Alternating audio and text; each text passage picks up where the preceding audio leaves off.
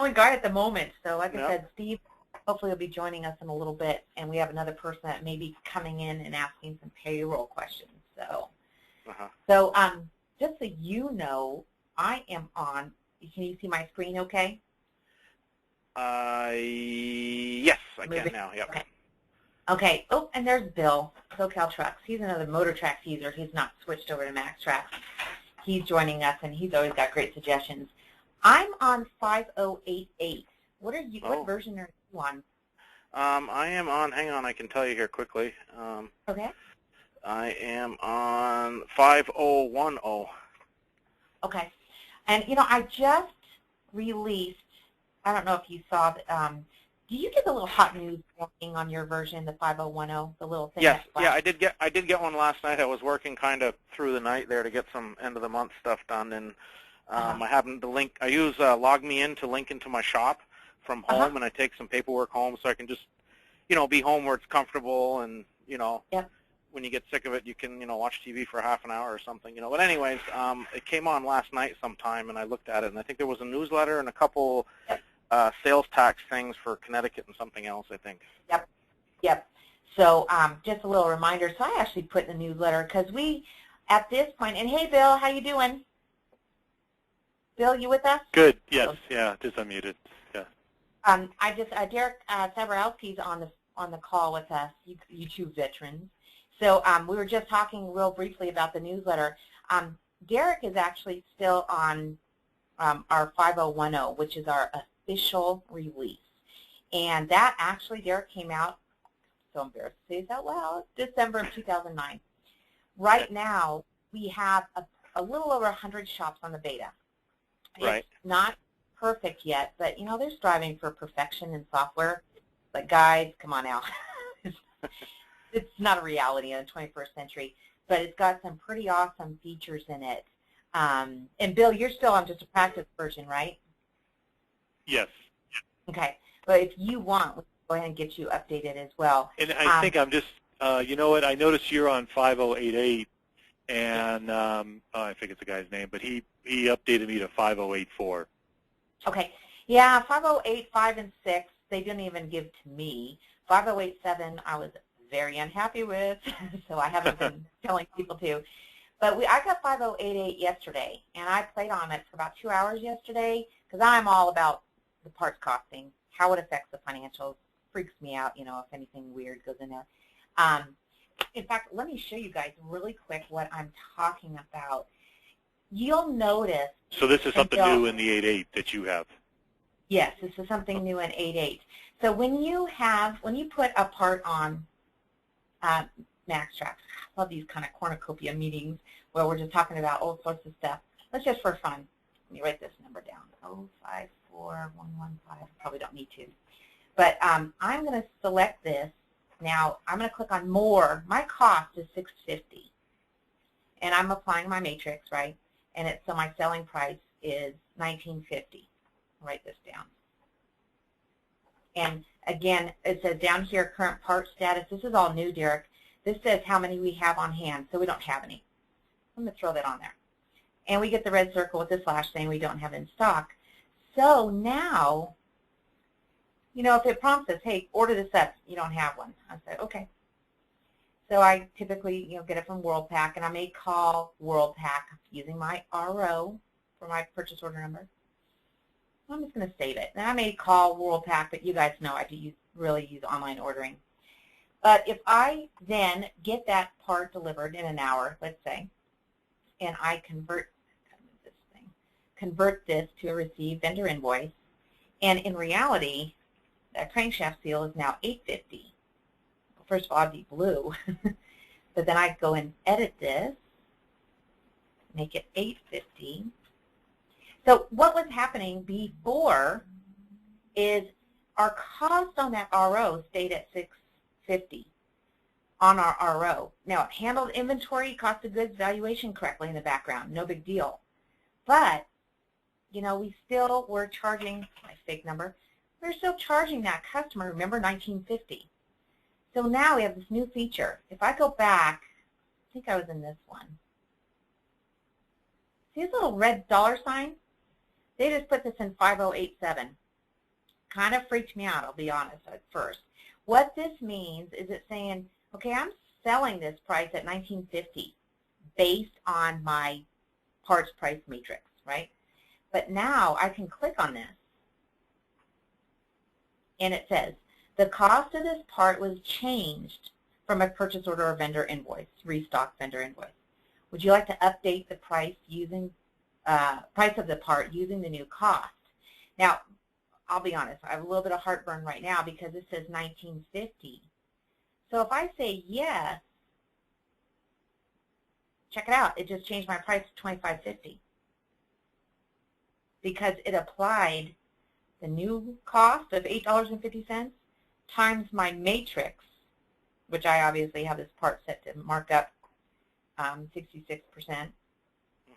So it's automatically making my selling price $25.50. Now that little red dollar sign is applied to however many parts had a change in cost. If you had a bunch of changes in cost, we could click on options, and this is grayed out now because I don't have any red dollar signs, but it says update price on all parts with a cost change, brand new feature. Now my only heartburn about that is I may not know that there's an increase in that cost until I've already built my estimate, maybe called Brent Foster and gave him a total. So I know, because I wrote it down on a piece of paper, that this used to say $19.50. But I'm really looking for your input, guys, on this. I have a little bit of heartburn. Honestly, sometimes I just eat it. In fact, for those little price changes like that, about 2/3 of the time, talking to Walter, I'm like, how many times would we eat that?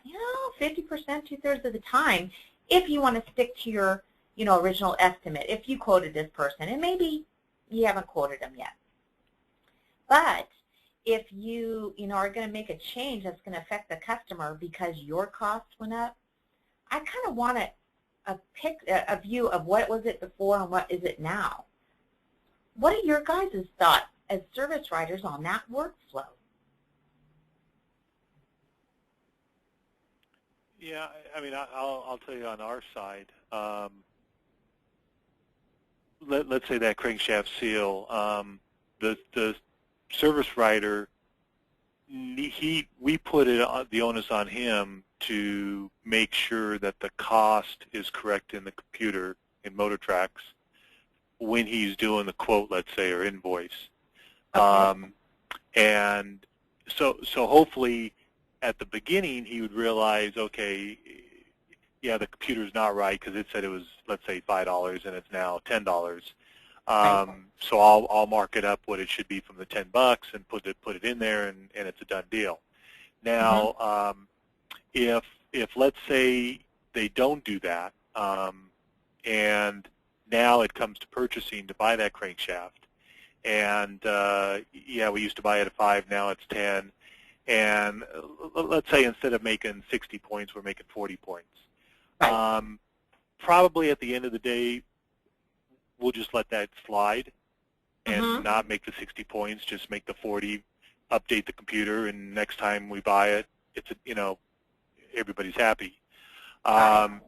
If let's say it was originally 5 and now it's 10, but we were only making, let's say, 20 points and now we're making 10 points, yeah, we're going to go back to the customer and call them up and say, hey, there's been a price increase on that crankshaft seal. Instead of it being $19, it's now $25.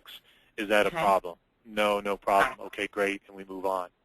So it's almost, it's a scenario. I mean, it's in the back office, I'll say, looking at the scenario, and do we want to call the customer, or do we just eat it, or what?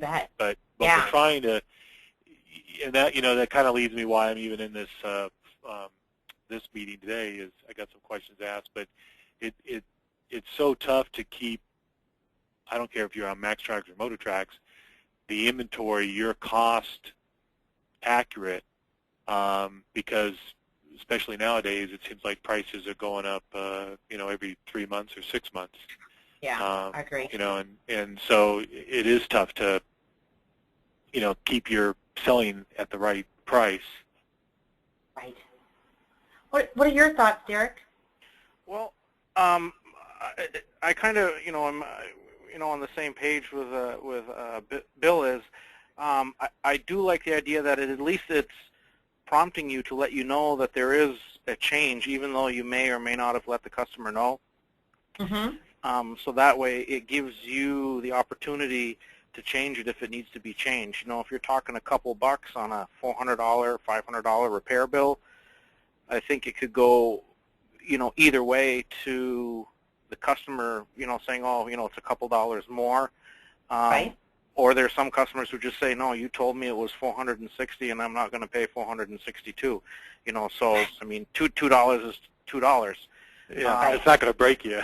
Yeah, exactly. But where I could see where it would get into big trouble, like if you, for instance, have maybe like what I try to do is on the bigger parts, I try to, when I make an estimate, use the online parts ordering when I make the quote.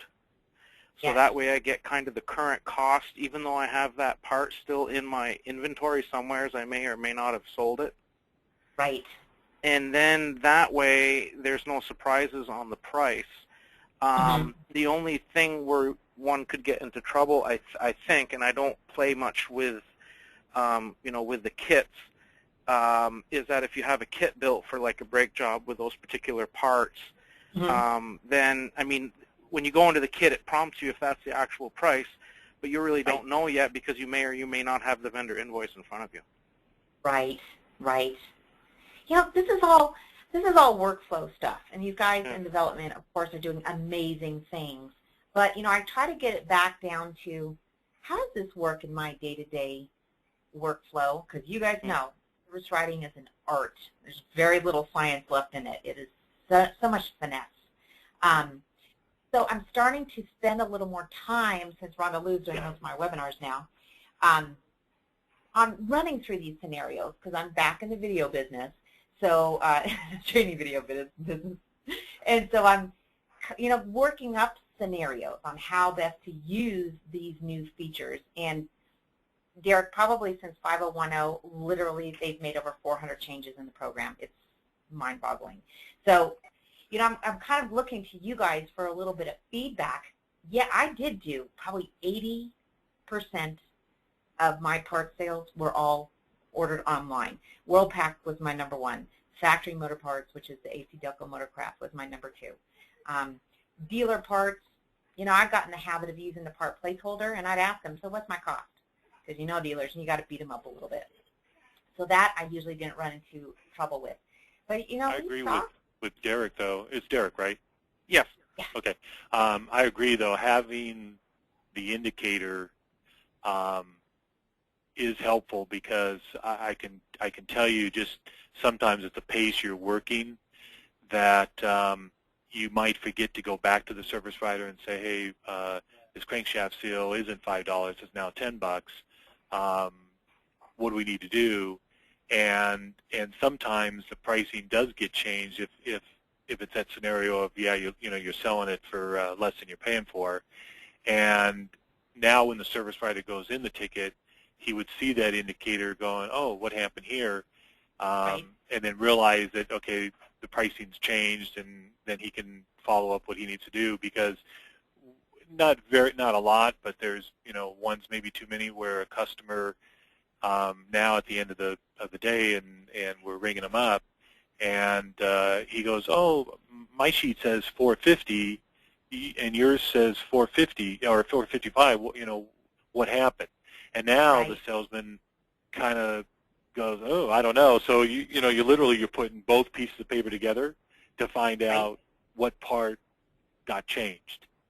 So it's kind of being better to be proactive than with the customer. You're like, oh yeah, we charge you $2 more, and at that point, I mean, he's even going to discount the $2 just because, I mean, $2 is not going to break you, Right, Yeah. but our customers are.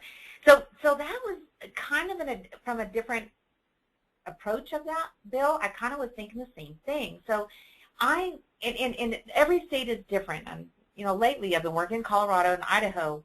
not so much on the revisions like when we were in California when, you know, a nickel changes, you got to call and do a revision. And I'm not sure, Derek, if you guys are even required to do revisions in your state. But the revision would tell you, you know, if my original estimate down here was locked, 305.32, right? So, and I ended up saying, oh, well, this crankshaft seal, you know, ended up being my demo stuff just for fun. You know, I go to say this, and it's going to say, oops, I don't have my seat. Oh, I don't have that turned on. Sorry, guys.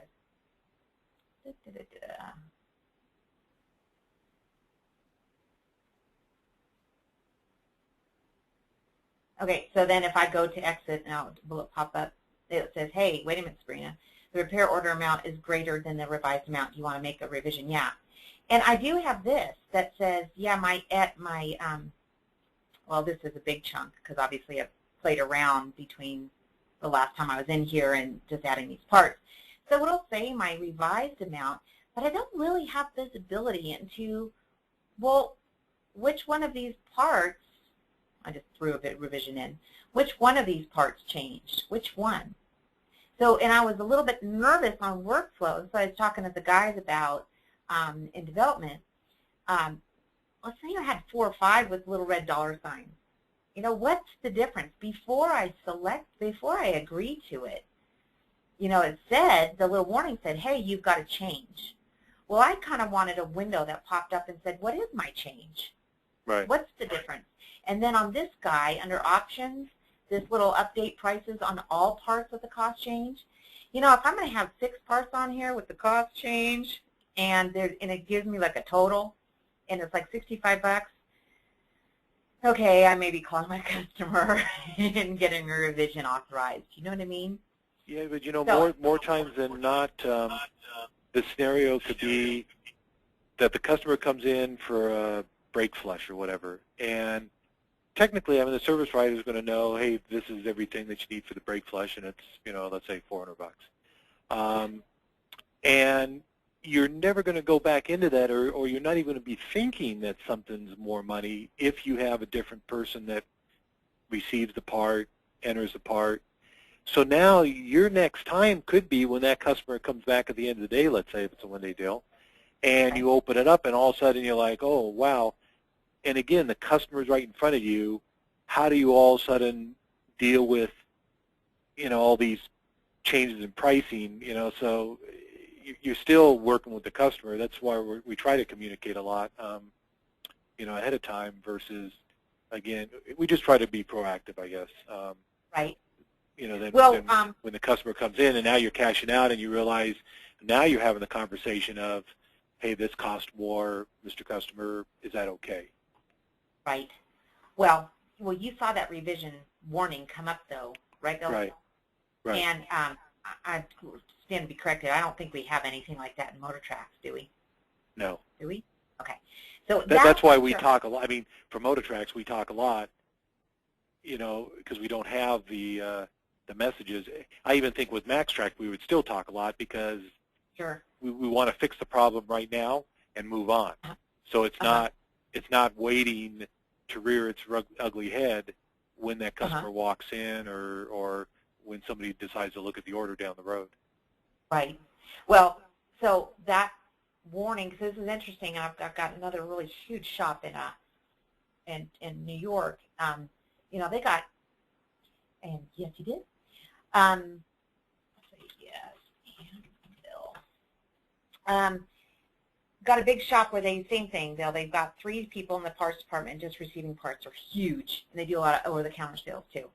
And they do have different people doing that. So when that person is adding parts to the RO, it's going to get that warning. You've added. Let's add one. Let's just do them for fun. Let's throw another puppy on there I have in stock. I don't know. It's a very eclectic job. So we are still, I threw on a timing belt. We had it in stock. I'm going to click OK. It's going to give me this warning. Repair order amount is greater than the revised amount. If your parts person is adding that part, he's getting this confirmation window. So, you know, what's he going to do? Can he send a message down to have the service writer say, hey, you're your RO just increased $59. Do you want to call and get authorization? And again, California, we're pretty sticklers on that, right? Right. So I'm just kind of playing these scenarios in my mind. I have not used MaxxTraxx as a California shop. I've only used MaxxTraxx in Colorado. So, and we we're kind of loose on that. And yeah, I don't know. It's interesting. It's interesting what you guys think about workflow, especially in your shop, Bill, because you've got two different people going on. Right. Now, what can happen, your parts guy can be throwing these parts on, for example, and you can have your parts guy restocking the invoices that are going to alert your other department, your service department, with the little red dollar sign, which is a very cool feature. So they can know to go in and check and say, hey, do I need to select a new price, or do I need to just eat it and go with the old one? But then what about revisions? So if I didn't make a revision and I get out of here. You know, us being in the same location, I mean, the people from the warehouse are always coming up front saying, because they'll print out the order and they'll say, hey, you need to take a look at this order because of whatever reason. And that's the warning, if you want to say a warning message, that's the warning message that now tells the service writer, okay, he's got to look at that order and work it. But we're in the same location. If the warehouse was a different place and receiving and all that had to go on, well, I don't know how you would. I mean, that'd be a whole nother nightmare taking place. Got it. Got it. Well, this is interesting. I did go back. I did not make a revision, and when I went right back in, this warning is going to be still up. So that's kind of cool. Do you use this, Derek? Do you use the revision feature? Well, I've experimented with it a couple times, but I must say that I guess for lack of better words, I'm pretty lazy when it comes to that, because we're not required by law to give revisions. Actually, we're not even required by law to have a quote. It's up to the customer to ask for a quote. So right. It's pretty, really laxed, if you will. I know my customers who need to know, right down to the dollar, and then I've got other customers who just say, fix it, and if it's 500 or 550, well, it's fixed and it's done right, and you take care of me, and they're happy, So I did try to fool with that a little bit, and it was just a little too much for me because I have to do other jobs as well other than just making the bills. I got to kind of babysit the guys in the shop a little bit too, and go on road calls and stuff. So I'm not always here, and then somebody else, tries to do something, and then it's kind of out of sync, and then I just get frustrated trying to straighten it out, and I just kind of, not use it. But I can see where that would work pretty well once you got used to using it and accustomed to using it properly with the, Not so much this, I don't think this window helps you as much as that other one saying that, hey, this part needs to be at more money. Right, right. That's kind of a quick, you open up the you open up the repair order, and boom, you see some dollar signs, so something is awry, something is different, and you have to find out what it is. Whereas, the customer's coming in, they just called and said, yeah, I'm going to be in to pick up my car, and you happen to be on another phone call, and before you know it, the customer's in front of you, and their bill was $500, but all of a sudden you print it out, and you just kind of glance it over before you give it to them, and it says $525, and you're kind of like, what did I do? And I don't like to make excuses right in front of my customer. I like to present them, and right off before I even tell them what the total is, to say, look, your bill was more because of whatever, rusty bolts, or the part cost more from a different vendor, or I couldn't get it, I had to get it from a different source, and there was shipping involved or something. I like to be ahead of the ball when I talk to them rather than behind, because once you get behind, it's just so much harder to crawl out and come out on top. And that's, Derek, that's where having those dollar signs help you. I mean, right away you go, okay, this part was more money, this part was more money, great, boom, done deal, versus just one generic message. Yeah, you still don't know where you're at. You're like, okay, great, it's more money, but now I got to go through each part to find out what's going on. So yeah, One thing, I don't know if they corrected this, Sabrina, or not, but this is something that I ran into a couple times, and it actually I was really livid with myself because I didn't check it out first. But if you make a quote and you convert the quote to an RO, that quote is gone, and you have no reference whatsoever. Yep, and they are working on that. They want to. And I was like, oh my God! But what I did find that I can do is if I make a repair order, and then add the labor with the parts individually underneath it from the quote, it leaves the original quote intact. It does. Okay. Yeah. So just by it's grayed out, but this little guy down here next to kits and returns. So you're saying if you can add it from there.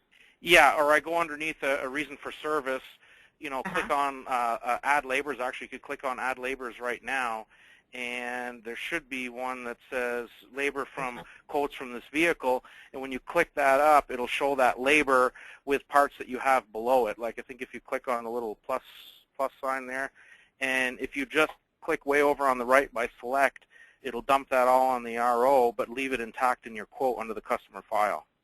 Got it. Okay. Okay. Okay. I didn't know that.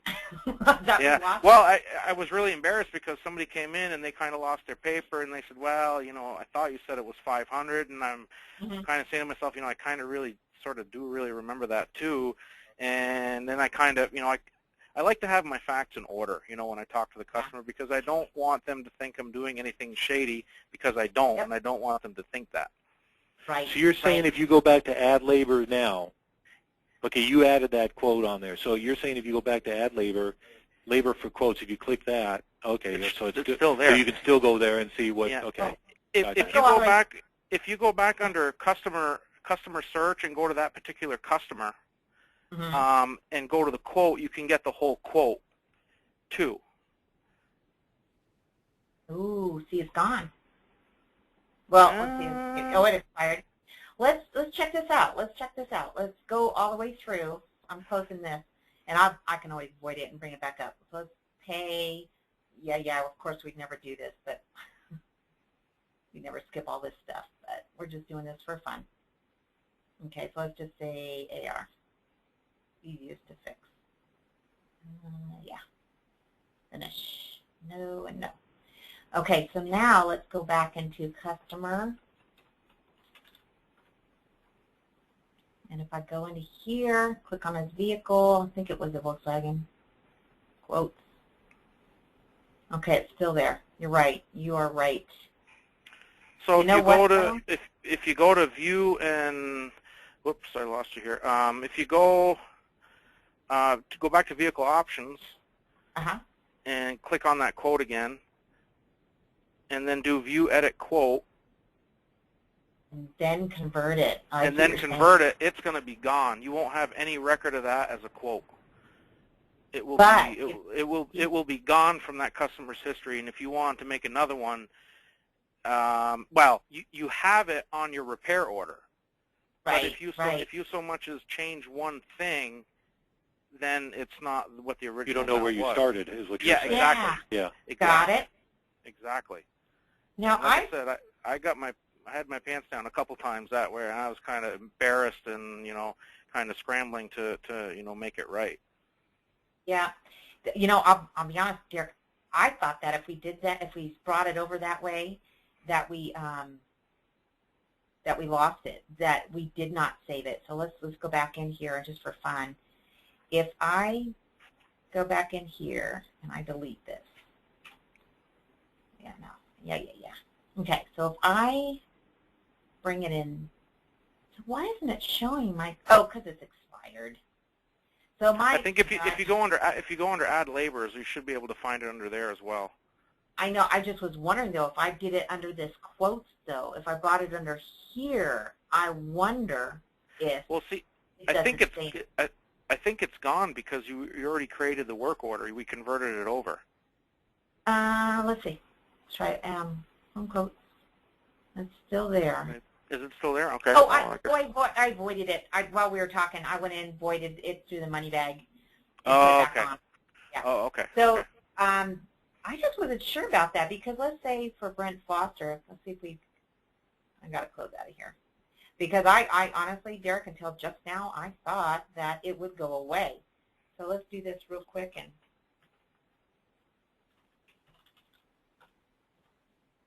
that.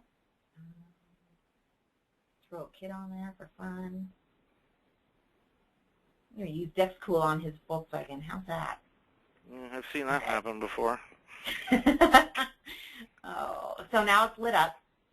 So now if I click it here and I select it, I wonder if it still stays. Okay, so that's there. Let me go back into his name just for fun to see. Is it still there? Yes, it is. Okay, well, that's good. I thought we actually lost it. But I'm sure you remember, Derek, I don't know, Bill, if you've been on when I've talked about this, I've always used the recommended services feature to bring it back and forth, instead of the quotes. Because quotes, you had to go outside. But, you know, it looks like maybe they've been dressing this up just a little bit. Or, honestly, I never used it that much, so I'm not as familiar with the workflow. My fear was that, well, like you said, if you convert it, then it's gone. Yeah. But if you select it from here. But if you add it, it will stay. Exactly. If you have an existing RO and then you add it, then you're okay. But if you convert, it's just that converting. It's that converting. Then it's gone. Ooh, that's an important one. You know what? I'm gonna do up a quotes video here in the next month, and I will definitely talk about that. Making some.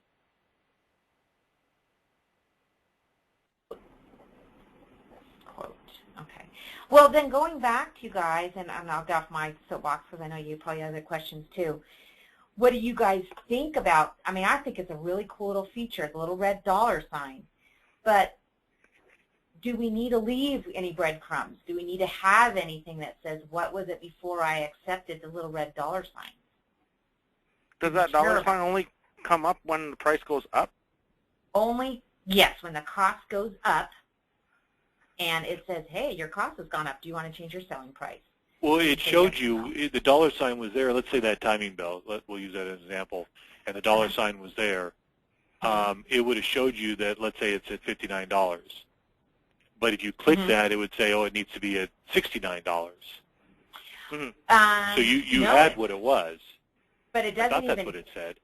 It does. Let's try it. Let's do this. We'll do these BGs real quick, and let's say the prices go up. So let's order them up. Nope. See why I turned that feature off. I didn't want to. Whatever. That'll work. So let's just, for fun, make these $9.50. Whoops. And see, I'm just going to do this in the PO, and check it out. It knows it. Just in the PO. So I'm just going to save this.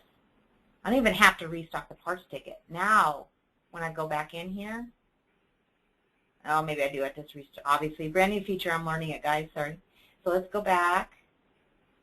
Stock the cart quest. Because what you just did, that's what I do, is I convert it over to a purchase order. Not that I use purchase orders, but I use the purchase order screen. Yeah. And then that's how I receive my vendor invoice and convert it over, and then just put in the invoice number on the restock parts, and then be done.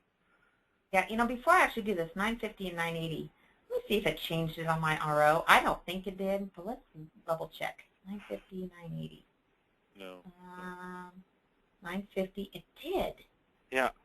Yeah, it does. When you change it on the parts order, it will change it on the RO. I know that because that's how I've been kind of working around this to make sure I don't have that happen. Got it. Got it. Okay, so let's go back and let's now restock her. Oh, it's in this one. Let's restock it, and we'll make the change here. We'll make it $10.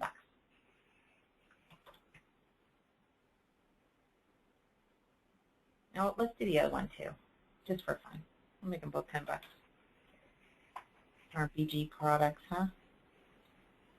Yeah. Because now it would do it because you're actually changing the actual master record of that price. Yes. So now when we go back in, go ahead. In the parts order form.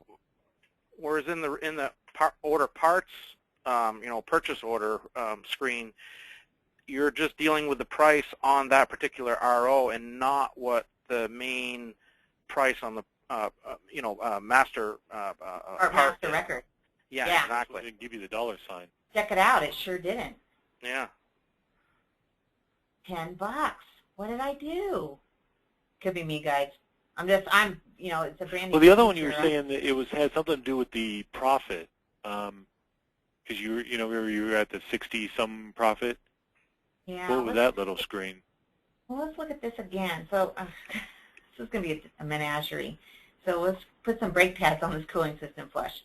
So again, see my profit margin is at 60%. So let me write this down, 1934. Let me go through this rigmarole again.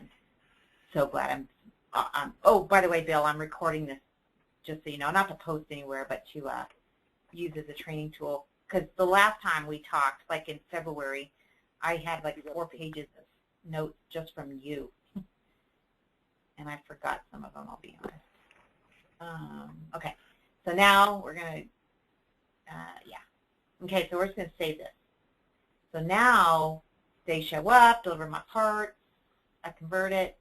It's say $22. And I go in here and I make a change, because it's a dealer part, so I actually get the realized price now. And of course they charge me more. It's the dealer way. Click OK. So now if I go in there, let's see if it works.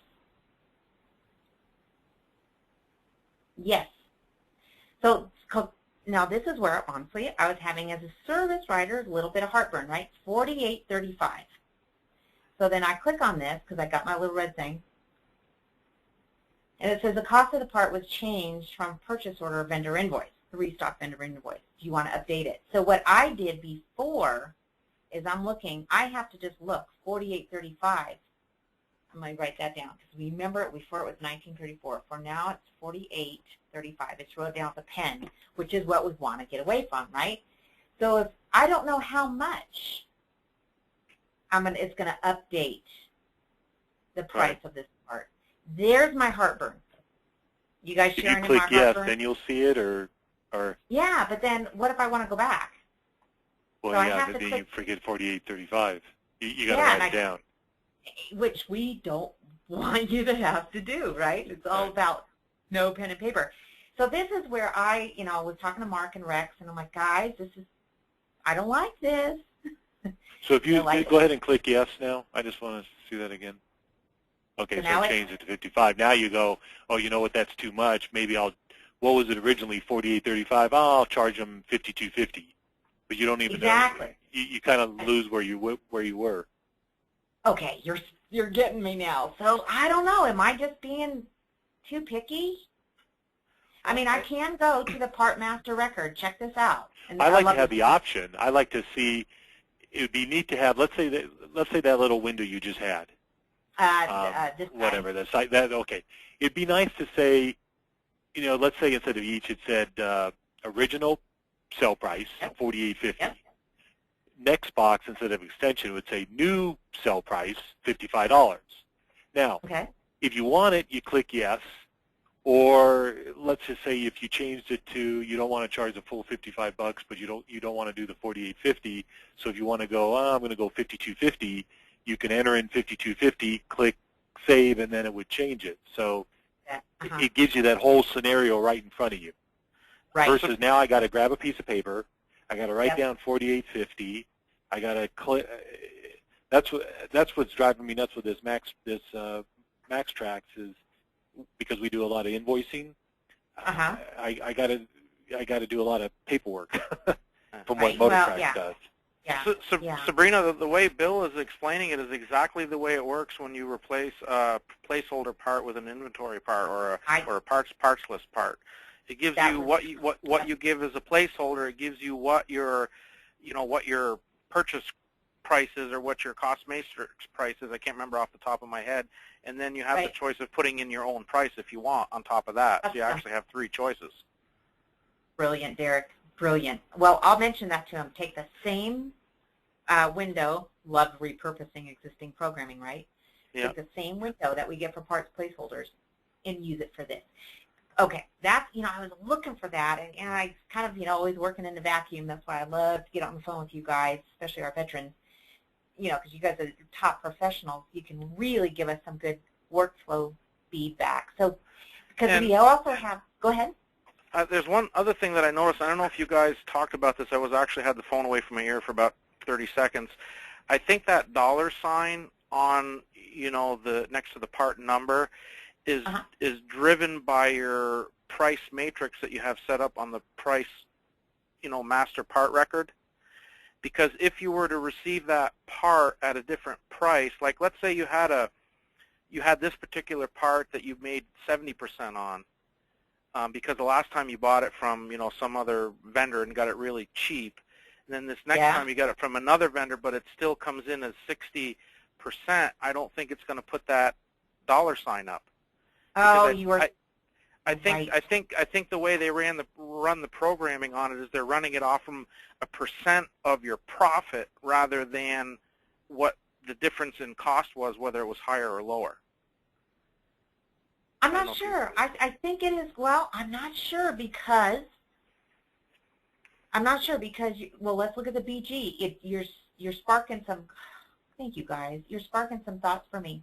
Let's go into this one. I'm going to click on this part, click on More to go to the master record, and click on Price. See, it didn't give me that warning because I have a fixed selling price. Exactly. That's okay. Right. Brilliant. Good. Because if you were to have it over on profit margin, cost markup, cost multiplier, then it would say, hey, you're below the threshold. We got to do something about it. But if that's what your selling price is, and you don't go, below. I mean, if you purchase the part for more than what your selling price is, I bet you'd have the $sign come up, even if it was a penny more. Want to give it a whirl? Let's give it a whirl. So we're going to put, let's find another BG product. Okay, so we got BG, let's see what else we got. 511, 540, let's see what we have. But it would have something on your parts list that has a fixed price, not a, BG. Yeah, let's do this one for fun. So this is fixed price of $11. I'm sure it's a fixed price, so it's $11. And or no, $17.95. Sorry, $17.95. The cost is. Well, we're going to buy this part for $18. Let's see what happens. Sabrina, we used to do this all by paper. I know. Now it's just half paper, half computer. Yeah, exactly. Exactly. Okay, let's go ahead. And that's going to be a 0. I mean, a red circle, even though I can't see it. I know it's there. Think here. Yeah. Let's just save it. We're going to go back in and convert it, and we're going to buy it for $18. Scream at our guy. That would be insanity. $18. Whoops. $80. Let's give it a whirl. See what happens. Okay. Come back in this. This is one messy RO. See, it's not. It's just sticking to it. So it's only the parts with the profit margin, not a fixed selling price. But, how do you guys double click on that part number and see what the profit on the part is now, if it's negative or not. Negative, yeah. Yeah, negative. Yeah, so there's so they haven't really finished it. They need to there's keep going on this. Yeah. Well, let's see. Let's like we click on this. Use matrix. Look how much our BG is sold for. So yeah, I mean, this is why I'm actually. I know you guys probably had other things you want to talk about today, but I wanted to show you this feature because this is a new thing. I wanted to see how it worked. I'm learning more about it. It just came out on, I think, what's today? Friday, Tuesday. Yeah, but see, that's a dangerous thing, is like Derek was showing, is now if the service writer looks at it, he doesn't see anything. So in his mind, it's good to go, but he's losing money on that part. Well, that's what Russ at Marathon, he has 23 users, 23 stations. They write a lot of service. He, I think, I stand to be corrected, is one of the driving forces behind this feature. He's like, because he's a MaxxTraxx user, He is not going. Oh, you've been on calls with Russ, haven't you, Bill, at Marathon? I think so, yeah. Yeah, so, he's got, just like you, some very valid issues, and I really appreciate that. Of course, Derek's just working with us as it is, but we're always trying to, dial this in to make you guys more productive, make you more profitable, that kind of thing. So that is some very good feedback, too. So it has a lot to do with what is selected as your pricing method. And I worked for about maybe 2 hours yesterday on 5088, which is our latest version. It's on a beta. I think only one shop has it. Most shops right now are on 5084. We have about 100 shops on the 5084. On the 5087, I don't think it's on 5088. I'm not sure. It was giving me, when you import catalog parts, do you do a lot of online? You are doing a lot of online right now, Derek? I would say maybe about a quarter to a third. Okay. I just don't have all my vendors quite set up. Right. And we'll talk about that offline if you want to. So yeah. When you are ordering a catalog part online and you already have it in your part inventory, it's going to yes. say, wait a minute, there's a difference in cost. So it will tell me that, but then it sets the price based on the new cost, but then it's a fixed selling price. So next time I go in and buy that part, I don't care if it costs $100 more. It's still a fixed selling price. So I'm kind of going through that workflow scenario. I'm not thrilled with that. Hence, I haven't put a lot of people on 5087 or 88. I'm kind of holding back because I worry. I worry because it's me that we all want it to really be dialed in before you guys start using it, especially our power users, bigger shops. So that's kind of where I'm at with this. I will take this recording and share it with development, let them see what we're talking about. While I have you guys on the line, any other issues, questions that you'd really like? If I can change the gears a little bit, get away from this, I had a question on parts inventory. Yeah. As you know, we do a lot of parts sales versus service work, so I'm more on the parts side. And when somebody, let's say there's 100 SKUs, and now that company has a price increase, say 1st of July. If I get an Excel spreadsheet, am I able to update the pricing for that vendor or, let's say, manufacturer by loading with that data from the Excel, or do I have to go in each and every part like I do in MaxxTraxx? You betcha. You can load it through Excel. If it sees any duplicates, it will say, hey, if anything's already existed, you want me to apply the new information. And I would like to, sometime next week, hook up and run through that feature with you, Bill. I think okay. It was a little bit I'd like to see that because that's, yeah.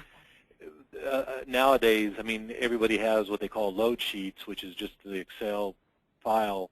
And, yep. I mean, it has the weights, it has the box dimensions so that we can integrate it with shipping. And it'd be nice to be able to download all that information as long, as well as the description and, the whole 9 yards to. Okay. So what we can do, we go into utilities, import catalog information. So these are the different ones that I've imported.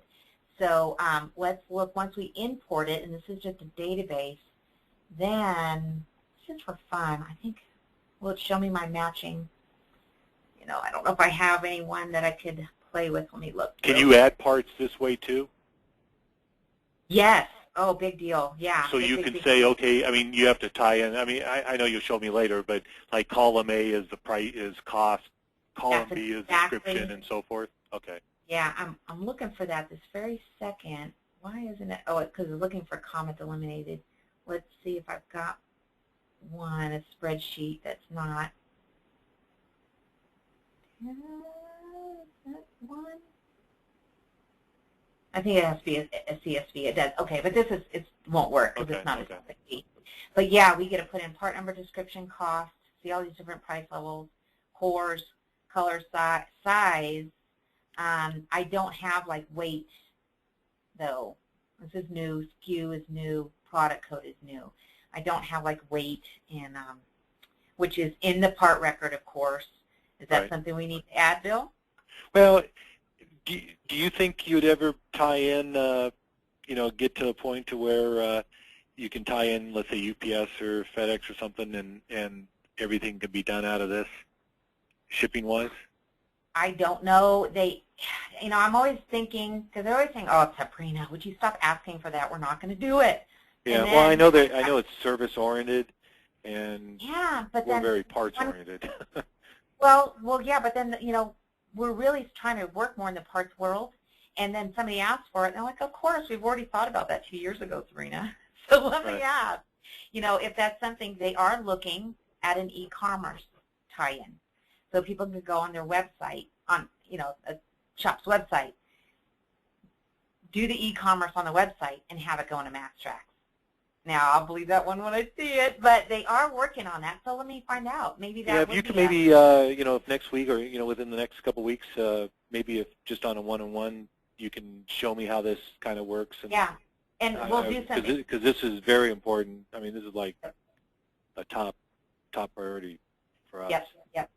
So we will, definitely dial in and make sure that works. That'd be good. One other question I had, and this was in the 5.010 or something. When I just have a note here. I said when I previewed the PO, yes, there was no vendor info or ship to info before saving. It's actually in a PO. Did you click on the ship to link? Well, I don't know what I did. This is a note from a while ago. So I did not know the ship to link was here till about a year ago. Okay. I wrote the user manual. But did you save this? What if can you create a new PO pretty quick, but don't save it and then preview it? Yeah, let's go. Let's give it a whirl. New parts order. Pretend let's do an AutoZone. So let's not. So this will be a manual one. This isn't going to be a automatic to WorldPack or something. Right. Yeah, I just clicked on parts order form, so it's blank. I did select AutoZone. Let me throw a part on there just for fun. I'm going to order a. This is a new thing. AutoZone selling radiators. So let's just for fun put that on there.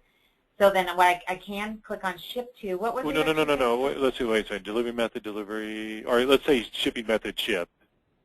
Just change that to, I don't care, UPS ground. Okay. Okay, then let's hear parts order date, fine. Vendor, part number, whatever, that's fine. So now, now go to the bottom left. Oh. Well, I guess I do have to save it. I can always void it. Well, I don't want to save it yet. I just want to preview it. Yeah. UPS ground. What else is on here? I think it even says move this. It says not saved. What else were you looking for, Bill? Yeah, the vendor info. Okay. So it's not saved yet, though, right? No. Let's see. Okay. It says open. So can I close this?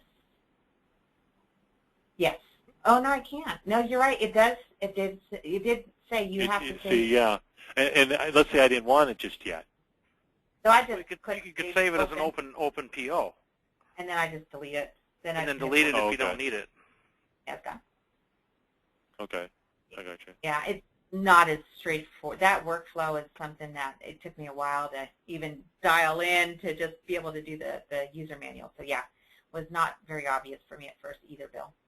What about you, Derek? Any more questions? I know you have questions. I have a whole bunch of questions, but a couple of these are just comments that maybe you could give to the development team. One thing I was wondering, I don't know if they've done it already, but when you're under a customer file under the vehicle, if they could maybe gray out the 10th digit of the VIN number. Gray it out? Just so you know where to start? Just so you know where to start. Some guys want, the last 6. Some of them want the last 8. Some of them want the last 9. Now you don't want to work at all, huh, Derek? Well, come on. I gotta use my paper a little bit, I know. I always got to count backwards. Yeah, and to be honest with you, this screen is, I think, a little bit too small. I mean, not the screen, but the information. Right. It's a little small. I get that from a lot of people. I and again, I say this, and then they're going to be, oh, we can fix that, Sabrina. But I don't know how much flexibility in this programming language that we have in font size, because it's not something we can I don't think they can globally change. I don't know. We're actually compiling 5089 today in Clarion 8, which the reason why this whole update thing has taken so long, usually we get an update out every 3 months. The reason why it's taken 18 months is because we jumped from Clarion 6 to Clarion 7, and we've been dealing with the devastation for a year, honestly. So that's what's going on. With Clarion 8, which just came out, which is always scary to me, they say there's a ton of new, what do you call it, display design capability. Mm-hmm. So maybe they are going to have more flexibility than they have in the past. I've asked, and in the past, we have not had that option. But I will definitely mention it with the Clarion 8. If it works, and no guarantees, we're testing it for the first time today, we're going to see, you know, we can change colors and all sorts of fonts, which we never could do before. So I'll suggest it. Yeah. And we'll see. Even just the graying out would be, I think, quite a bit helpful. I mean, you don't really realize it until, you know, you're kind of on the phone and, you know, people are waiting on you and, you know, you're sitting there counting back. And, you know, sometimes you can tell right off just by looking at the 10th digit that you screwed something up when you put it in the computer. Right. Not even bother wasting, you know, the parts guy's time on the other end of the phone. Although he seems to waste our time quite a bit. So. And they never feel bad about it. If we were to hard code it, would we do it at the 8th digit or the 10th digit? I would like the 10th digit, but that's just a personal preference. I think it's always the 10. Don't you have to give the last 10 of the VIN to parts guys? Get your engine and make sure your engine is there. The 10th digit is the year, and then usually on domestics the 8th digit is the engine code. Is the engine code? Okay. Yeah, but usually just on domestics. See, the Europeans are different, but it just seems like most of the time people are asking for the last 8 or 9 of the VIN, and if you know where the 10th digit is, that would be the last 8 digits. You know, from the 10th digit back. You know, to the right. Okay. You know. Great suggestion. I'll throw it up there again because we're going to have a lot more flexibility with Clarion 8. That I would think would be very doable. Yeah. You know, maybe even make it a different color, make it, you know, blue or red or whatever. Bolded even, I don't care. Oh, good one, good bolded. Or even, I wonder if we could have like a switch. I don't know, they don't like switches. We'll see, but you know what I mean? You could like just hit something that says to highlight. So when you highlight it, you know, not the lookup, but something else here, it would like put maybe a color behind it. So you could, you know what I mean, like a background all yellow or something or whatever, so that we could identify better. That's a good idea. That's a good idea. I will suggest it. And the other suggestion I have, I don't know, as you know, and I haven't ever sat down and talked with you this, we sell gas as well. Mm-hmm. You know, when you go to the cash store, to the money bags, and you click on, the bags, and it brings up that screen right there, and you have the non-invoiced cash in. Uh-huh. Would it be possible, can you go back one screen? Yeah. What I was wondering is if there was a button kind of similar like the viewed current cash store transactions that you could click, and it would just open up another screen where you could put a dollar amount in for gas and then pay it whichever form it is, cash, credit card, Visa, MaxxTraxx, check, or charge. Obviously charge you couldn't do because you need to apply it to a person, but if it wasn't a charge, that way it would be kind of quick and easy, and then somehow on the accounting side you can just keep track of the money portion of it rather than having to worry about the gallons, because the gallons is, unless you have digital pumps, it's never going to match up. Is it 5.8 or 5.7? It's sometimes hard to read. And you're not tracking inventory of your fuel in MaxxTraxx? No, No, Just you couldn't. sales. You couldn't do it. Unfortunately, where we are, we still have the the dials that the numbers that run around. We don't have the digital pumps here, so it's very hard to get very accurate reading from each individual sale. And is your goal also to print out a receipt for your customer, or no? No, only if they ask for it, great. But if I would say 9 times out of 10 they don't want one. And you're handling it through non-invoice cash-in now? No. Okay. I'm using sublets. But I was just wondering if on the screen there was a button that you could not necessarily highlight the button and then hit next and go through it, but just click the button, which would bring up a whole new window, so you can throw just a straight dollar amount in that's just going to be tracked to one particular product code. I mean, you can call it whatever you want as long as you know what it's going to be in your accounting side. Okay. I don't know if that is. Pardon me?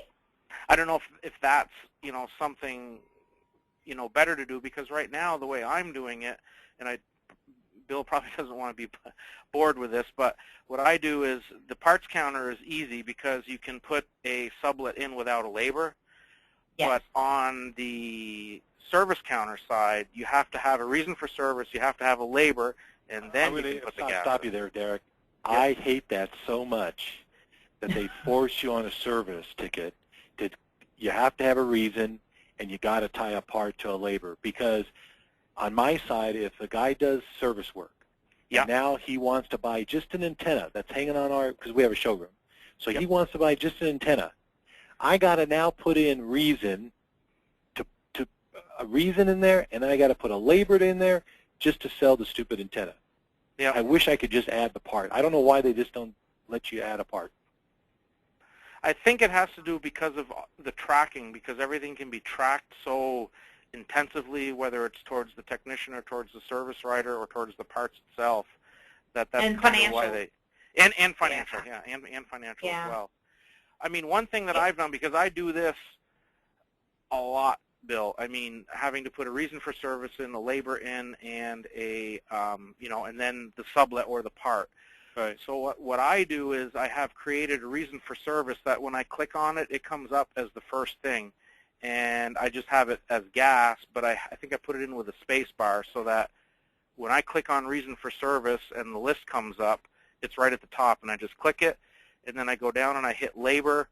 And the only thing that I don't like is that if you don't have any hours on that labor operation, it still displays your hourly rate, and that just kind of looks corny on the bill. Well, it's a lot of information on the invoice, Yeah, that they really don't need, Right. And I've been dealing with this now for 2 years like this, so I'm kind of, at the beginning I was extremely frustrated with it, but I've just gotten used to it because I haven't had a choice. But I would like to see I use the parts counter, and I do all my labor stuff on the parts counter. Yeah. So I don't even use a service because to me the parts counter is way more flexible.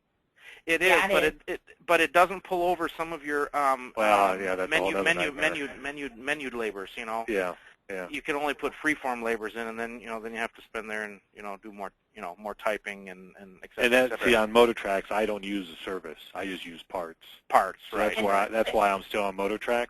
Is just for me to convert is a nightmare because the part invoices don't transfer. So you can see where I'm. The open ones. Are you an installer though, Bill? Are you installing? We do. Yeah, we do. We just install what we sell. We don't do oil changes and all that stuff. So that's why I'm not a real on all those rules and regulations for brake. We don't do brake jobs and all that stuff. So I don't have to follow all that rigmarole. So you do a parts invoice for like a install headlights, whatever? Yeah, the labor we just have labor that says install. So we just call up labor install 1 hour, let's say $45. And then and on MaxxTraxx, you hit that F4 because you flip between labor, parts, or kit. Right. So it knows what I'm going to put on that invoice. And you don't have to put any vehicle information on your receipts? No. So do you fall under bar or no? Bar regulation? No, but they want their money, so I give it to them. Yeah, but yeah, okay. otherwise they just keep bugging me. But no, I don't really. So. Okay, got it. That's Bureau of Automotive Repair in California, Derek. Okay. Yeah.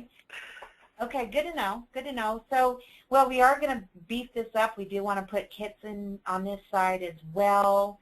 I will talk about that. You know, a lot of gas stations want to, you know, they have, you know, Schlumberger or Gilbarco and, you know, some of the biggers for handling their fuel anyway, but they'd like to be able to track it in MaxxTraxx, even if it was like one single transaction a day, to get their numbers into the MaxxTraxx general ledger. That way their accounting is done for them.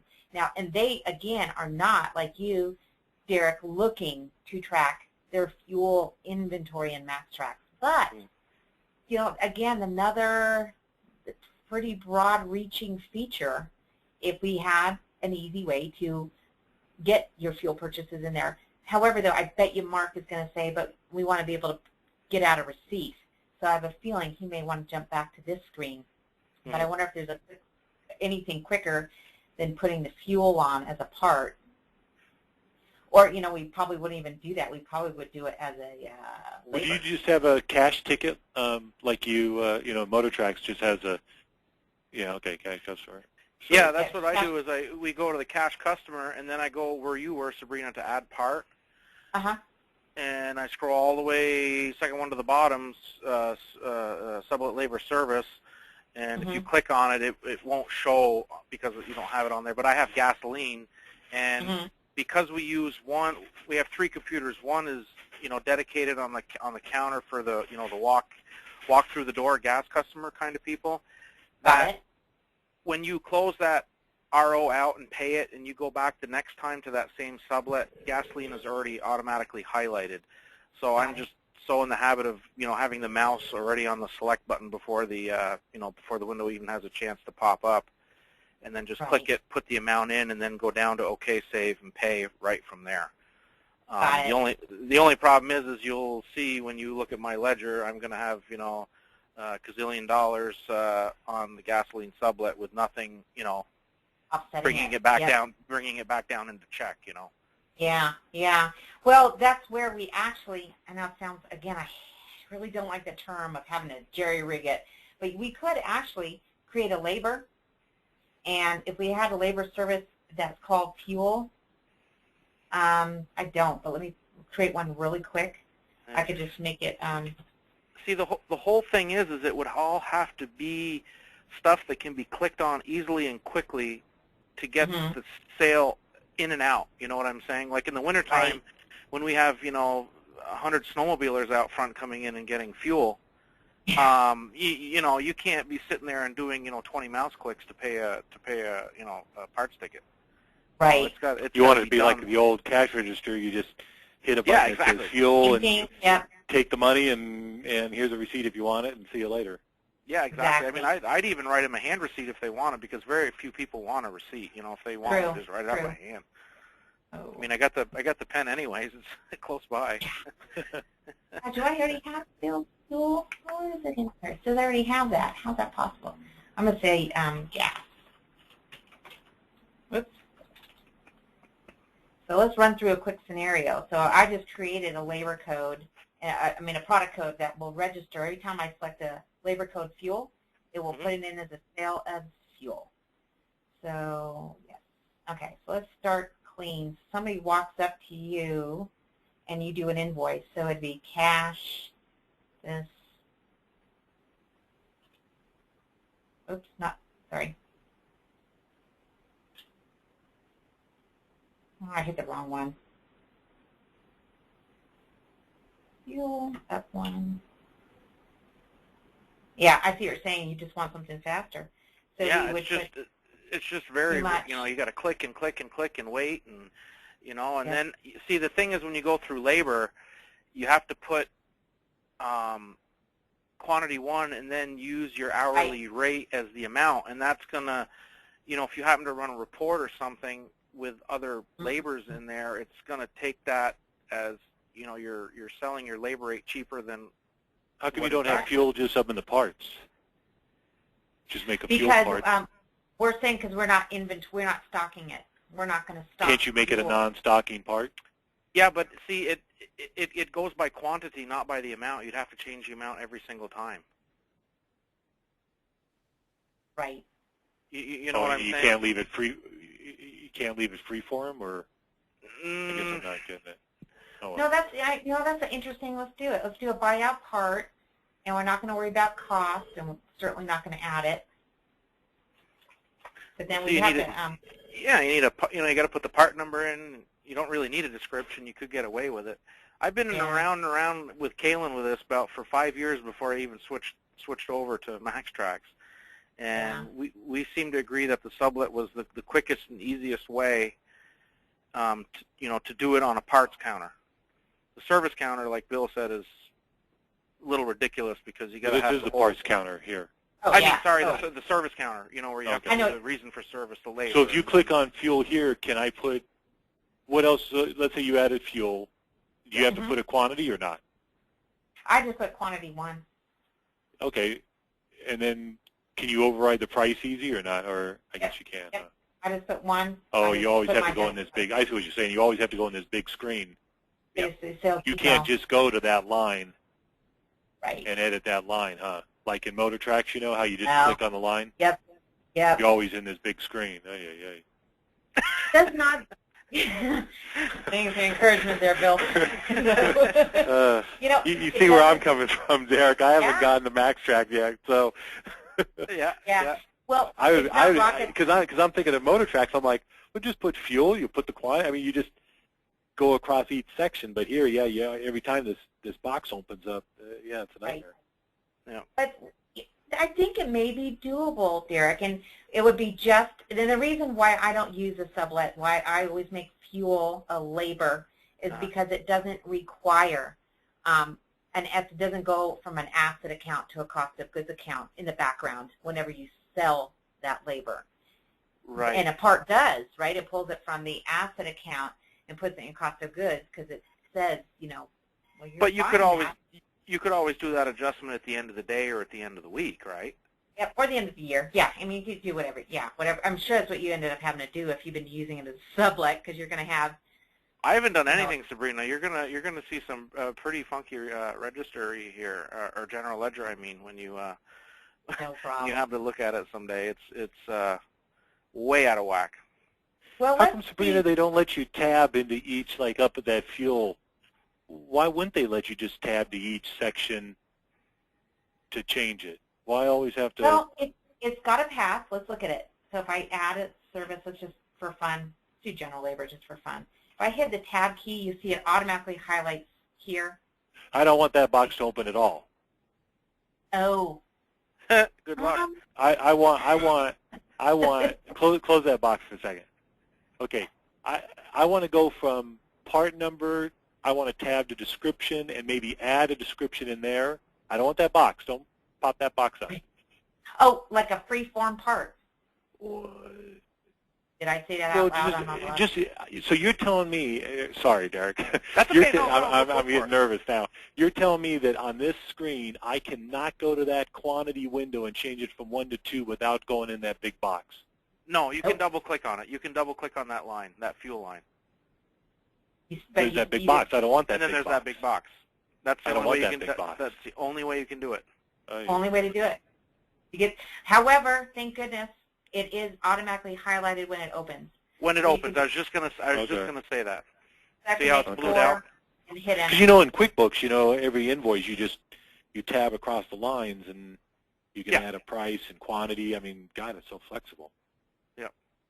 It's a mixed bag. I mean, I totally get that, but you guys all know I'm anti-QuickBooks. You've listened to me. No, I know, but even MaxxTraxx, I can, it's a mixed bag. They did try to put in the tab functions because, like I said, I'm double-click, hit 5, hit enter, and it's done. So you can see it does actually work pretty smoothly. I totally get what you're saying, Bill. I really, really do. I just got to get used to the big box. Yeah. Conversely, there's just so much you can do. Right. I don't know. I was just writing up as I wrote the newsletter this week, and I was writing in the training and in the support section that we have developed such a sophisticated and complex program, we had to make training tools to support it. And there are shops, don't get me wrong, that just use it as a point of sale. They don't care about inventory. They don't care about accounting. They just use it as a point of sale. That's pretty straightforward. But in order to get the power of the reports and the accounting and the cash management and all those financials, we're a little bit more controlling, which is kind of natural for me, to say, okay, guys, you have to do it this way. Kind of like the structure of putting a labor on a reason for service and then putting parts on a labor. It seems like it's really, cumbersome, but in reality, by forcing that level of structure, we get to do amazing things with the reports and the financials. It's kind of a trade-off. It's a tough call. Sabrina, you don't have to show me, if I can, just real quick, I see, okay, so you can email an invoice, a parts invoice or a service invoice, correct? Yep. You don't have to show me that, but okay, so you can do that. Can you email quotes? No, I don't. Do you know of? Can we? So let's say. I believe so. Let's write a quote. Let's do one for me. Okay. And I'm not going to even put anything on it. Email. Yep. Okay, so you can email quotes. You can send it as a text message too. Yeah, I love that. I just tried that out. My daughter actually had to show me how to do my text messaging, but yeah, that's a new feature cool. too. And then can you email POs? No, we have to convert it to a PDF and then email it. But I put that request in as well because really POs are set to be faxed. Well, who does that anymore? Well, now everybody just, you can email POs to companies. In fact, that's, they're going to add, like right above where it says preview PO, we're going to put a little button in here. Okay. In fact, I'll remind these guys again to be able to send an email because here you would just be printing it. But you don't really on that I can fax. I mean, if I print it, I can change it to the fax machine and fax it. But a lot of manufacturers are getting away from even the faxing, and they're asking it to be emailed. Yep. Request is in. One thing you could do in the meantime, Bill, I don't know if it would help you or not, but Sabrina's actually one that showed me this, is the Qt PDF, which lets you print to a printer, which is to make it actually a PDF file. And then let's do that again. And then you can link that to an email. I mean, it's a few more steps, but you can still get it into an email.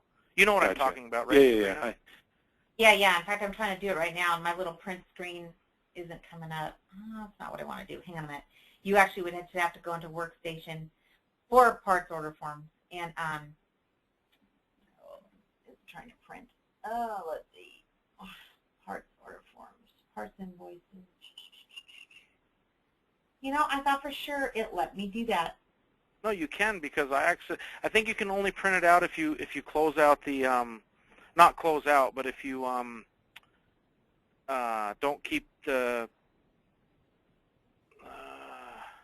there it is, right there. But why doesn't it pop up giving me my PDF? Oh yeah, I see. Okay, I see what you're saying now. Yeah, but I know I've done it. So let me look really quick.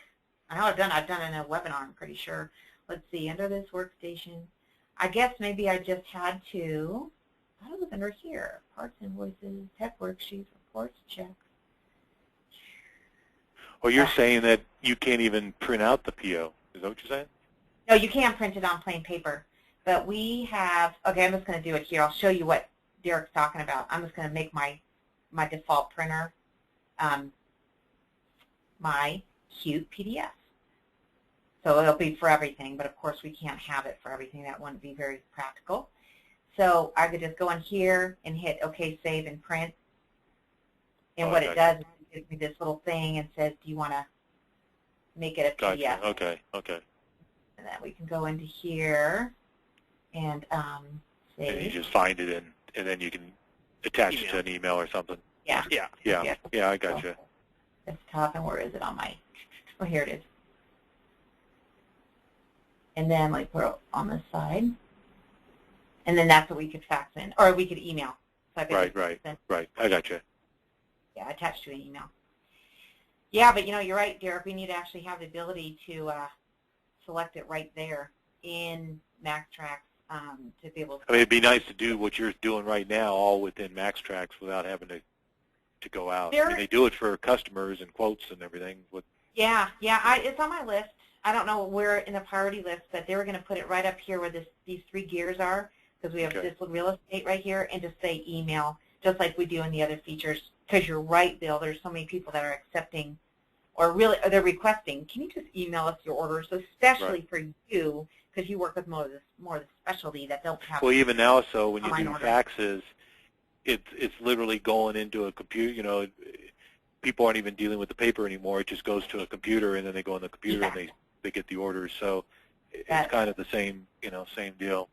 Yeah, and then you have issue, maybe not on the purchase orders, but sometimes you have issues with quality too, because fax is still a fax. Yeah. I can't tell you how many times people will fax something to me and they don't know that they have a long ink line, on the scanner, or something. So I go, can you clean your scanner so I can see it? Filthy. Yeah, filthy, guys. Good. Really appreciate your guys' input. I'm fine if you guys have any more questions, if I can cover anything else for you. What about appointments? We have the ability, of course, to go to the appointment calendar and just click on a future day. Where's lost my mouse. And where's my calendar again? Sorry, guys, I'm getting a little crazy. Oh, boy, maybe I'm having an issue with, there it is. Let's say on Tuesday. So then it jumps my schedule to Tuesday. I've got actually a bar that you can't see that's in front of here. So then I can just say, yeah, I want to make an appointment here. So and then can you send emails? I'm sorry, Derek. Not yet. What were you going to say, Derek? Well, I was just saying, is it pretty much the same the way it's been? Because it's kind of lame when you make an appointment. It just shows, one appointment with 2 hours scheduled. It doesn't show you, what time they're coming in, on the calendar view. No, not on the calendar view. And I really got to pick my battles now because they're getting few and far between. The appointment calendar, and I think I might have told you about this program a little over a year ago, Derek. I think there's this program called Office Tracker, and it's kind of like a dentist's office calendar, and it is amazing. So when you click on this appointment calendar, let's get out of here. So if I were to click on this, I would get, instead of this little box, which is being really moody, I don't know why, instead of getting this little box, I could click on 1 day's worth, and I could say, if my guys, okay, Perry is absolutely booked, but, Mike has a little bit of room, and I have afternoon open for my oil change guy, and then I have another technician that's completely available. So you can much more closely manage your production. They're not there yet. It is my personal, horse I want to ride to the top, but we don't have this much more sophisticated than this right at the moment. And it says down here in the lower left, 24 hours available for appointments, but that doesn't take in consideration work that carries over, which you can do with Office Tracker. I love that software. It's like $700, but I think. Can you email appointment reminders out to people to say, kind of a nice marketing letter saying, don't forget you have an appointment? Where's it? Contact customers with scheduled appointments. What we're going to do is, instead of, if somebody were on here, instead of just checking the box that says contacted, we're going to have a button here that says email and a button here that says text message. Okay, great. So we can then click those. They have not put them in there yet. We're kind of working on that ATD tire interface first. It's all about priorities, but that is, definitely something that's on the design board. It's just a matter of resources right now. But that will be huge because Demand Force, I don't know how familiar you guys are with them. We've got we're physically calling. We spend the latter part of the day calling basically the next day. And if you can't get a hold of somebody, then you just leave a message, and you hope they, again, you're just trying to be proactive on reminding people that they have appointments, because a lot of people will go, oh, I thought it was at 10, or I forgot it, or something, Yep. So we're working on that, Bill. I'll definitely let them know that you're interested in that. See if we can push it up priority, because we also have preferred contact methods. So what if they want an email? Right. Well, then you know, their email will show here, but then you'll have to go into your email program and start it up or go into the customer record and blah, blah. In fact, before I talk out of school, let me just double check. That is actually hit today. That's still there. Maybe they've got something I don't know about. So let's see, make new appointment. I'll do it from me. Whoops, I didn't spell my name. I'll do it for my daughter. Let's do this for, let's see, Monday. Even though we wouldn't be working on Monday. Just for fun, and let's just see what happened. And she's just getting an oil change, I guess. Okay. So if let's go back to today, then I would hit marketing, contact customers with scheduled appointments on or before the 4th, and only automatically goes 3 days. So here she is. Oh, I've got her mobile. Hang on a minute. Let me see what I would do if she had an email in there. Because they are going to put a button in here, but let's see. I wonder if it does anything yet here that I don't know about.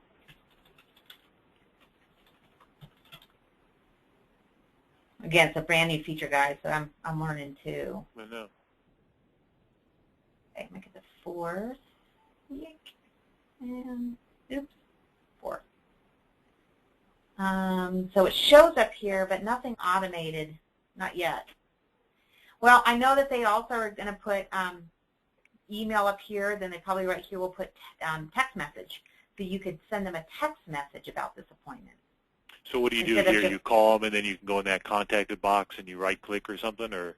You just click here, you just and click then Okay. And then it goes away. And the next time I go in, I hit close. I go back in and put again the 4th. Yeah, my computer's tired. See, it's not even showing up now. After I contact. Oh, so you lose. Yeah. Yeah, not my favorite either. What would you like? Why would you want to lose it? I still want to see everybody that's coming. That's because a reminder. This is just the reminder screen of phone calls to make. Oh, see. okay. This is called Contact Customers with Scheduled Oh, Appointments. okay, gotcha, okay. You still want to use the reports over here on the service counter that gives you your appointment list for that day. I'm going to throw this in there. What if I couldn't get a hold of them? Well, I guess you wouldn't click the contact then. You wouldn't check so the box. that's what erases is when you click that contact. Yep. Okay. Yep. This one is my appointments. Gotcha. And it's showing all my carryover work too. But this gives me who it is, numbers, what I'm doing. So it does give me a snapshot of what I got going this week. But this is definitely something I think we could really beef up. We're talking about a huge differentiator in the industry if we could get this all dialed in. It's what they... It would just seem really nice to me when you get on the appointment calendar for the week. If you've got 2 or 3 technicians, you can kind of see what they've got scheduled. Yeah. And how it's going, rather than looking on a piece of paper and again trying to figure it out. I mean, I know there's priorities that have to be done first, but if you could look here for, Monday through Friday, and you could see, like Joe's block is full and Mike's block is empty here and full here. Yep. Just seems a lot to me. It just seems that would be kind of something pretty important for a full-blown program like this, the schedule is what brings the work in, and if you can do that efficiently, I don't know, Yep. I don't know. Yeah, there is one other program out there. The name is escaping me. Not maybe it is Landcar. I'm not real sure. Of course, the rest of the program is a lot to be desired, but I know that they have focused on that. I'm telling you, this is the #1 thing. When I was, for only a year that I wrote service full-time, I was actually working for Walter, my husband, and there was 3 of us writing service, and we increased that shop's productivity 20%. I mean, 20% gross on the top line. And what we did it with is we did it with Office Tracker because we had 11 technicians. So managing that kind of volume of people with the 3 of us, and you guys know I'm not real, I don't know like what it takes to actually do a water pump or anything, but I, got kind of a clue where their expertise lied. But we use Office Tracker, and it looked like a dentist's office schedule. So I did have, we could look at one whole day, and we had a column for each technician. And I knew that, this technician did carb work. This technician did diag on the OBD2 stuff. This technician did, I had 200 car guys. I had, 2 lube techs. I had 2 machine shop guys. So it allowed us to really let us know a half-hour increments what jobs they were on. And we even could move this on the schedule. If I had an appointment in the morning for that guy, I'm held up for parts, I moved that down to 3 o'clock because I knew I wasn't getting the delivery from the dealer till 3 o'clock. So I just gave myself 2-3 hours of bandwidth. The productivity difference and the amount of money that we put to the bottom line at that shop was astronomical. Now, the beauty of it is most of it was in Walter's brain, but I'm like, you got to, share it between me and Justin, because how do we know what you're doing with your staff? So that's where we really honed that technique, that production management technique.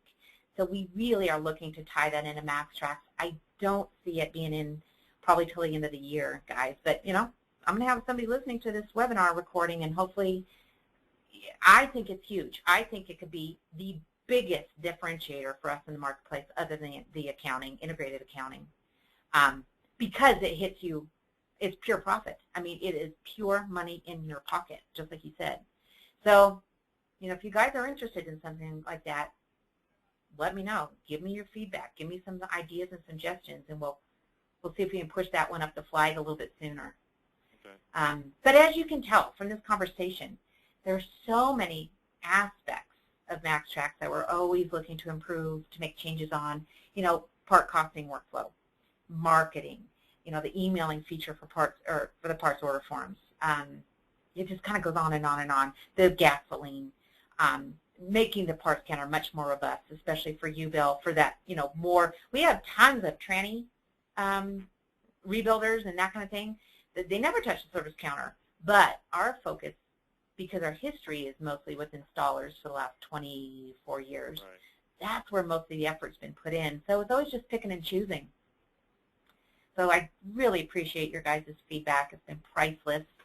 Your time is so valuable, and I really respect that. I will be running all these suggestions up the flag. I'm going to have Mark and Rex listen to this webinar and translate that to the development team so they can start putting features in. I appreciate it. And then Bill? like I said, if in the next few weeks you can get with me, and then you can show me on the on that parts to be able to load it from an Excel sheet or whatever. I will get with you Appreciate next week. Derek, as far as getting you updated on the latest version, I'm confident in it. I don't think you'll lose any data. I'm a little bit personally hesitant on putting on the 5088 right now. It may be fine in a week, but if we still have the 5084 install, I feel great about putting you up on that one. If you want to take advantage of some of these new features, what are your feelings? What would I gain on the 884 or 48 or whichever one you were talking about? 84, yeah, the one that's that one's been tested by literally close to 100 shops. We try to get everybody up on an 8.4. Just all sorts of new. Gosh, tons of new features. I don't even know where to start. I really need to work on that feature list. As far as like, what are some big, major ones that are really going to cut cost or time? Well, I don't know if you have any IAP online ordering. That is all taken care of. You don't have WorldPack in your part of your neck of the woods, do you? Actually, I do. It's faster. It's faster than some of my parts stores that are only 60 miles away. Wow, I love WorldPack. They're always my #1 vendor. We did minimum 10 grand with them a month. Great pricing, and they're in domestics now, which is kind of interesting. We have a lot of improvements for the WorldPack. It's just the workflow. A lot of the workflows have been streamlined out. I really need to do some prep. I need to go back and look at all my different changes. I started a spreadsheet with all the different requests, but let's see. Let me look at some highlights. Realistically, Sabrina, when is the the release going to be out for everybody, that everybody can enjoy it? I mean, are we talking still another 6 months, or are we just talking a month? You know, I've been saying, I'm literally, Derek, I've been saying since last April, which you're aware of, within the next 2 months. Yeah. And I've been saying that for over a year. Right. Now, if I know. already, that's why I ask. I mean, and I know it's not your fault, and I'm not upset about it, but it's just, you know, a lot of people who've been using it, you know, we've been waiting a long time because we've always been told a couple months, you know. I know. Well, I think part of the reason is, and I think I might have mentioned this to you, I'm not positive, we have dropouts. What happens is because we're on a SQL database, we have what's called dropout. You could be in an RO, and you click on, this is where it happens most of the time, you're on a labor, you click add parts, you click to add parts from part list, you click one, poof, MaxxTraxx is gone. Yeah, that happens to me. That happens to me occasionally now. Well, see, I tell them that, look, I don't think there's a single 5010 user that I've talked to who doesn't have dropouts. Right. So why don't we get everybody updated? They're like, well, no, we want to try to eliminate them before we do a general release. And you know what? If you really wait for that, I've never lost any data with a dropout. It's always been right where I was typing when it went out. I click back on, and it's right there, right to the last letter. Yeah. I know. So my feeling is that is the #1 reason why it's not out for general release. Okay.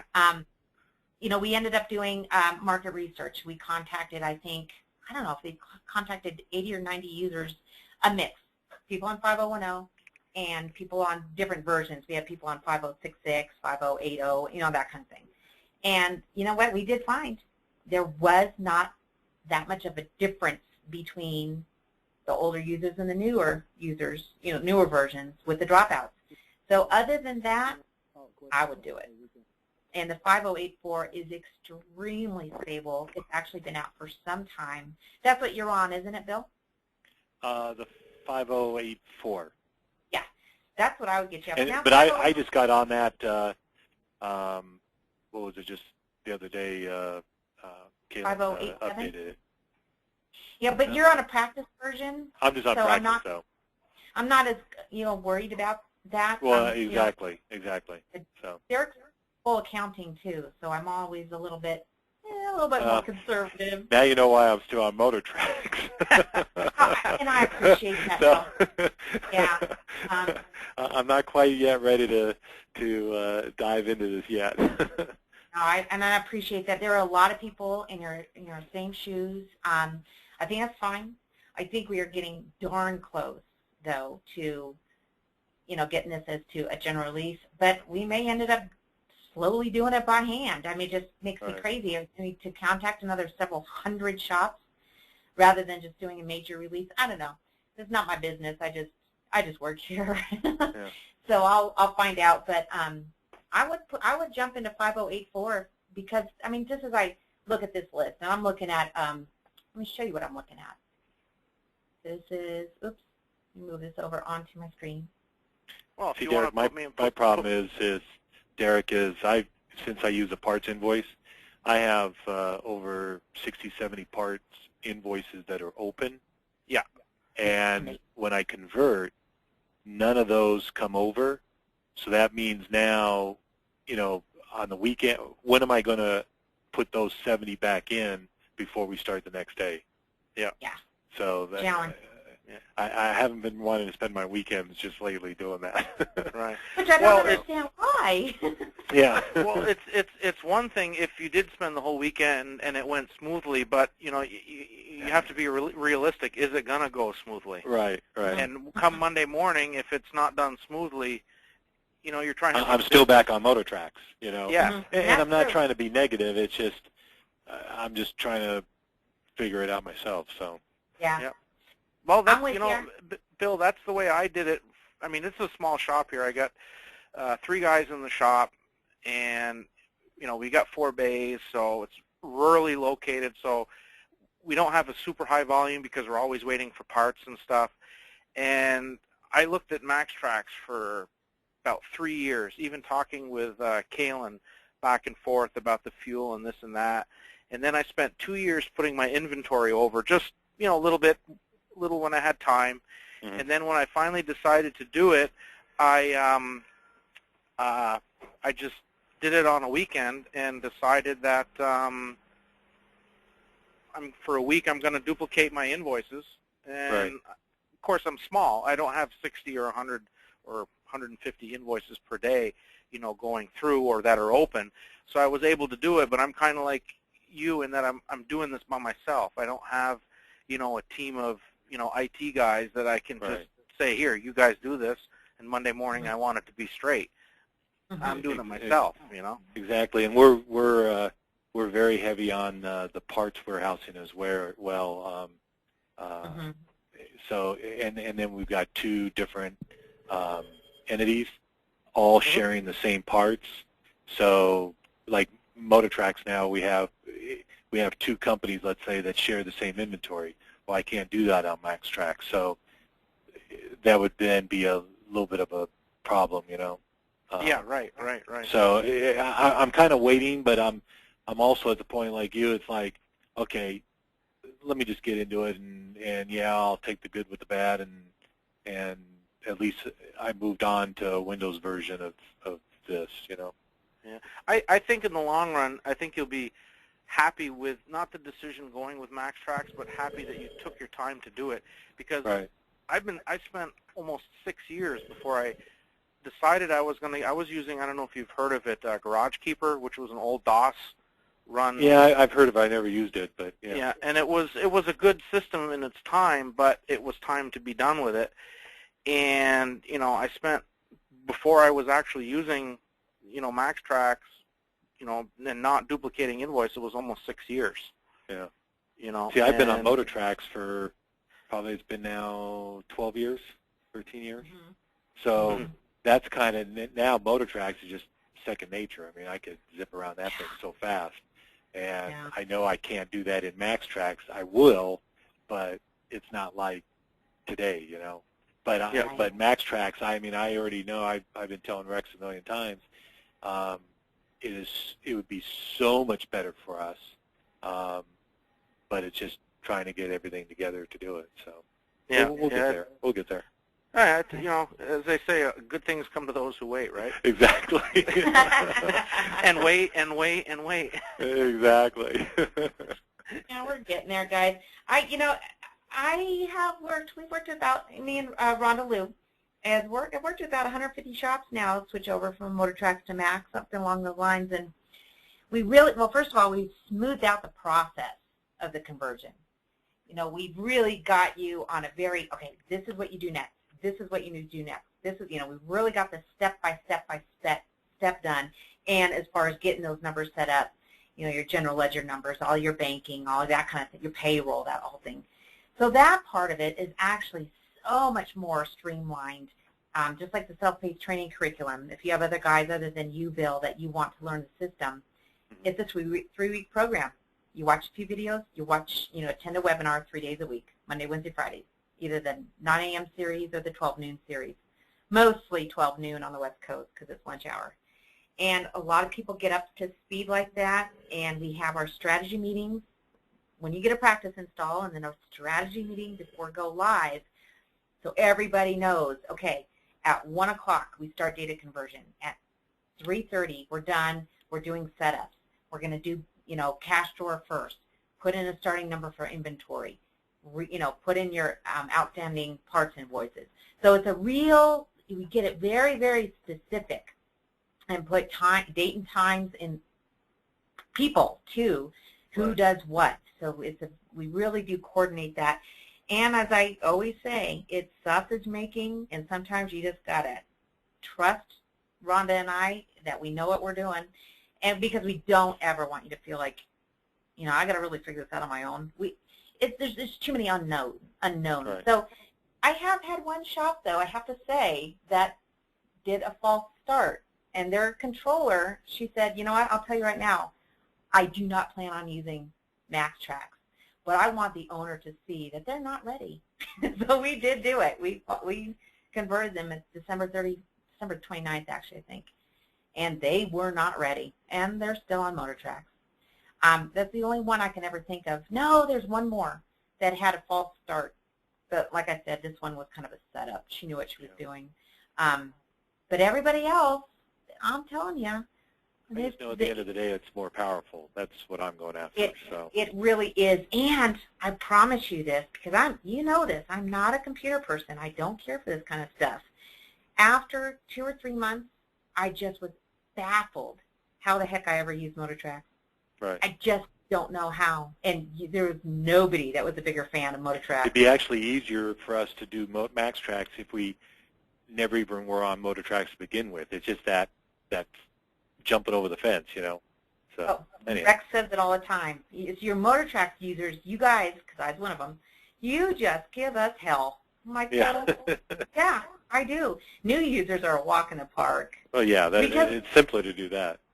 Yeah. So whenever you're ready, I will check with Mark to see if we are able to start converting over the parts invoices.